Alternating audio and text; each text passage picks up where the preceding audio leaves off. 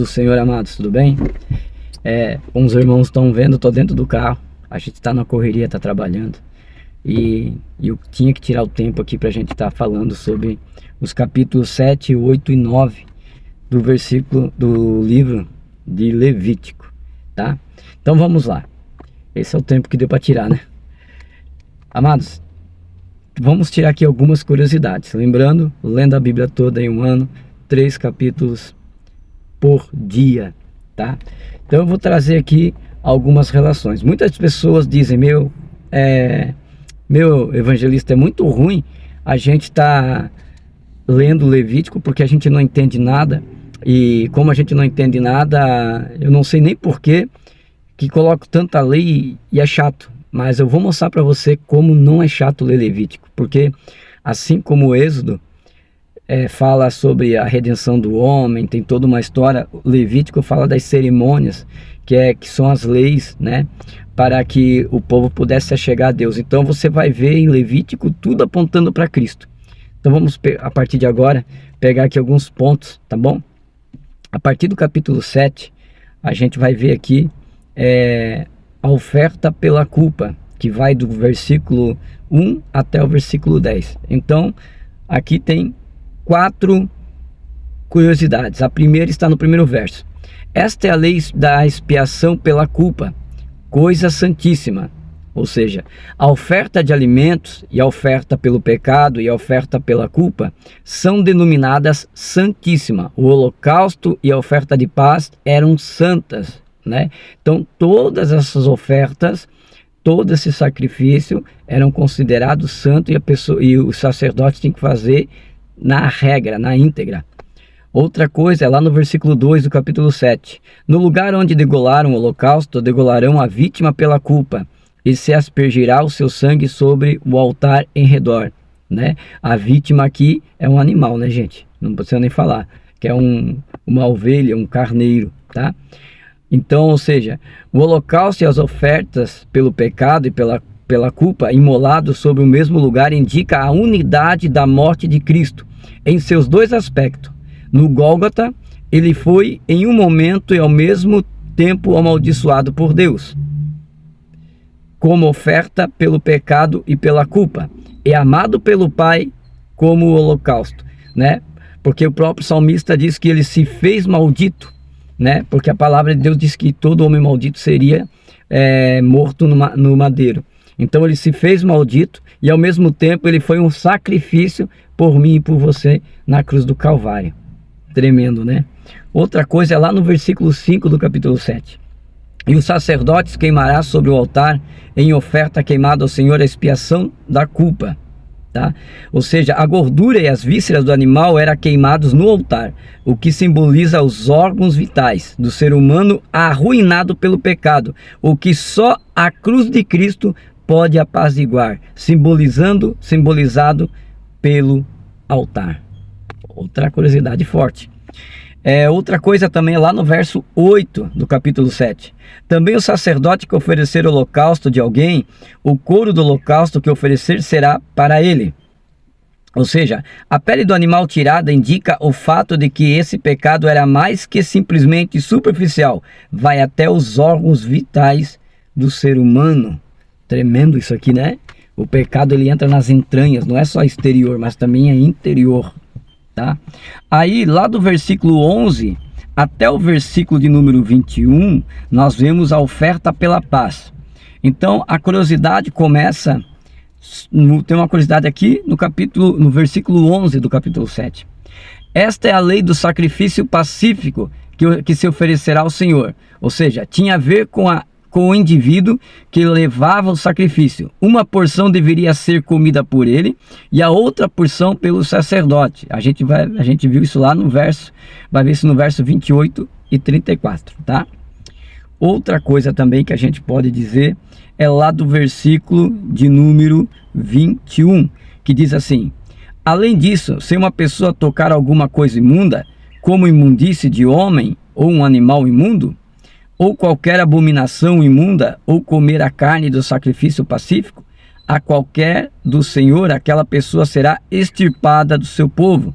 Ou seja, não podia tocar em corpos mortos ou tocar em pessoas enfermidades como lepra. E também a gente vai ver lá na frente que a mulher que tivesse naqueles dias, ela estaria imunda segundo a lei. Então o homem não podia tocar nela. E onde ela sentasse, o homem não podia sentar também, senão ele ficaria imundo e teria que ali, a gente vai ver mais para frente, ainda nos capítulos 8 e 9, que ele se purificaria por 7 dias, tá?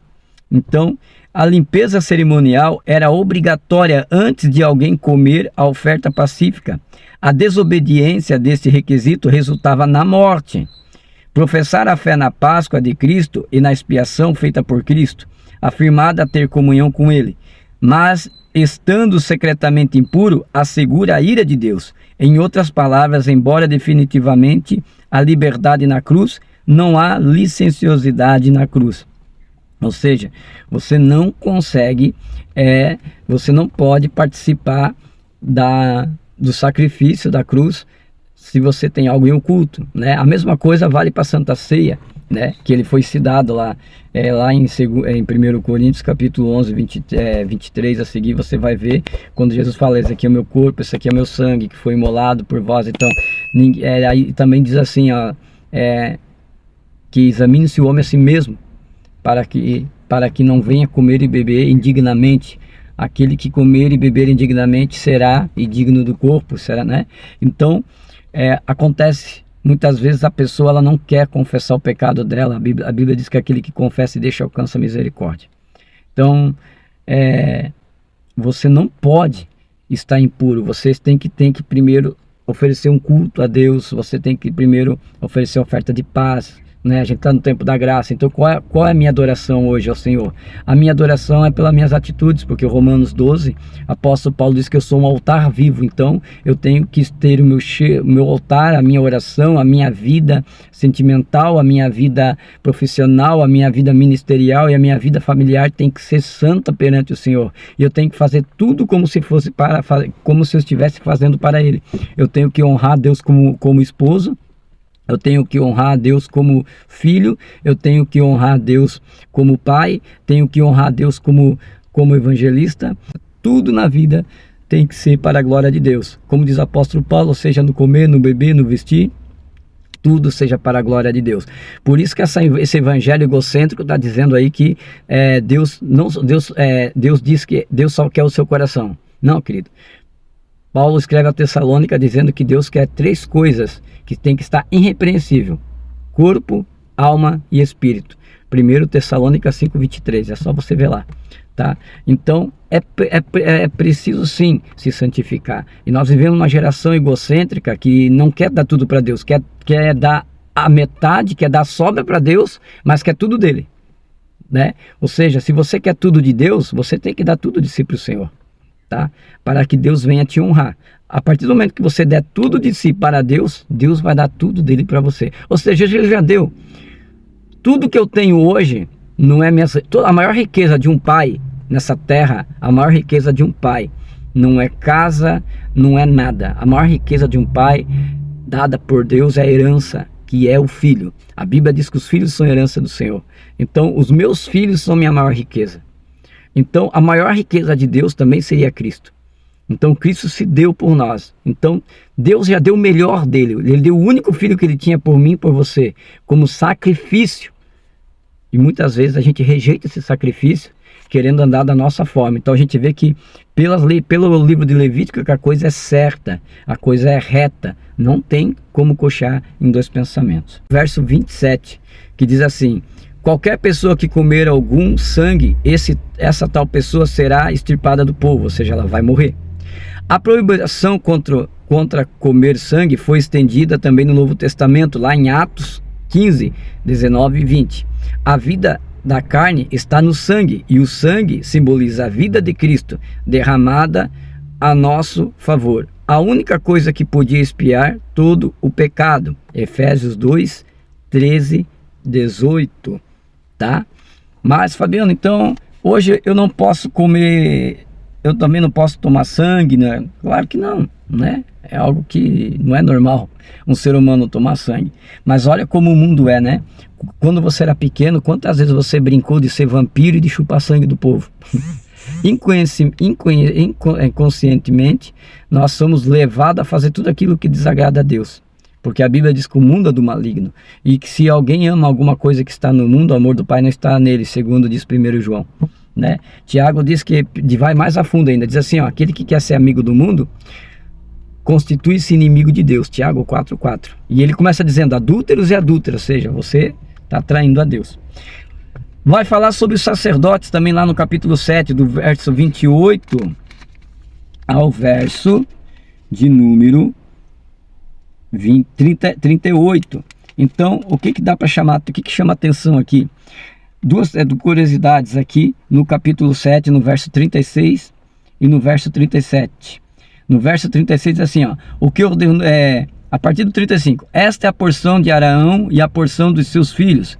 A parte deles está na oferta queimada do Senhor, desde o dia que ele apresentou para serem sacerdote do Senhor. O que ordenou o Senhor que lhes desse, desde o dia em que ele os ungiu dentre os filhos de Israel. Estatuto perpétuo, ou seja, é para sempre, e para as suas gerações. Ou seja, o estatuto dizia que essas duas porções de oferta pacífica seriam dadas a Arão e a seus descendentes, as quais ofereceriam o sacrifício. É obrigatório para os israelitas enquanto o sacerdócio durar. E no verso 37 diz assim, esta é a lei do holocausto, da oferta e da expiação pelo pecado e pela culpa, e das consagrações e do sacrifício pacífico. São 5 ofertas. 5 é o número de Deus para a graça. Jesus satisfaria todas essas ofertas por meio de um sacrifício só. Ele mesmo na cruz do Calvário. Tremendo, né? São 5 sacrifícios ao todo. E o Senhor completa todos eles em um sacrifício dele só na cruz do Calvário. Vamos para o capítulo 8. Capítulo 8 tem aqui algumas também curiosidades. A gente vai falar um pouquinho aqui também no capítulo de número 8. Capítulo 8, a primeira curiosidade está no verso 2. Diz assim, ó, tomarão os seus filhos com ele as vestes e o azeite da unção, como também o bezerro da expiação do pecado e os 2 carneiros e o cesto de pães. Ou seja, ao estudarmos o livro de Levítico, veremos que seu maior tema é um sacrifício, um sacerdote e um altar da adoração. Ou seja, são 3 formas, né? Existem 3 coisas, 3 pilares para se chegar a Deus. Através do sacrifício, de um sacerdote e de um lugar de adoração. Os capítulos 8 a 10 tratam do sacerdócio, mas o sacrifício é o fundamento de tudo isso. Isso fala da cruz de Cristo. O pecador necessita de um sacrifício. O adorador necessita de um sacerdote. Cristo é ambos. Todas as coisas mencionadas no 2º versículo apontam para Cristo e para Cristo somente. Tremendo? Isso aqui é tremendo. Aí no verso 3 diz assim, ó, reúne toda a congregação na porta do tabernáculo do testemunho. Olha a curiosidade. Embora só representantes do povo, na realidade, pudessem observar o ritual, ao levarmos em conta que havia aproximadamente 3 milhões de pessoas.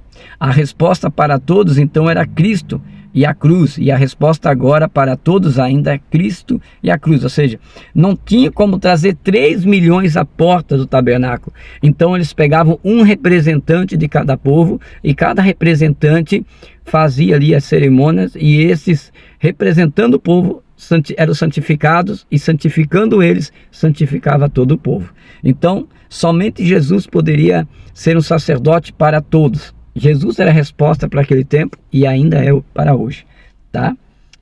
As vestimentas. As vestimentas é muito legal. As vestimentas, eu vou ler pauta a pauta para você entender que cada adereço da vestimenta do sacerdote aponta para Cristo. Olha só que legal. Do verso 7 ao verso 9, diz assim: e pôs sobre ele a túnica. A túnica fala da santidade de Cristo. E rodeou com o cinto. O cinto fala do serviço de Cristo à humanidade. E pôs sobre ele o manto, fala da justiça de Cristo. E pôs sobre ele o éfode, representa a força de Cristo. E o rodeou com o cinto do éfode, e o ajustou com ele.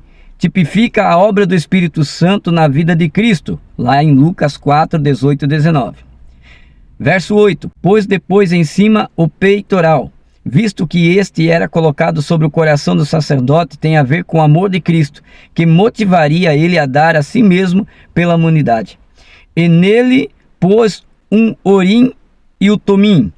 As duas palavras significam luz e perfeição, tem a ver com a condução pelo Espírito Santo. Verso 9: depois pôs a mitra sobre a sua cabeça, fala da autoridade. Jesus é a cabeça da igreja. E sobre a mitra, em sua parte dianteira, pôs a lâmina de ouro e a coroa da santidade. Sobre esta aparição, a inscrição Santidade ao Senhor, o que é óbvio, representa a santidade absoluta de Cristo, como o Senhor tinha ordenado a Moisés. Tremendo, né? Então, cada utensílio da roupa apontava para Cristo. Agora nós vamos falar sobre a unção, como é que funcionava a unção. Falou da unção aqui, e tem um fato para a gente falar aqui.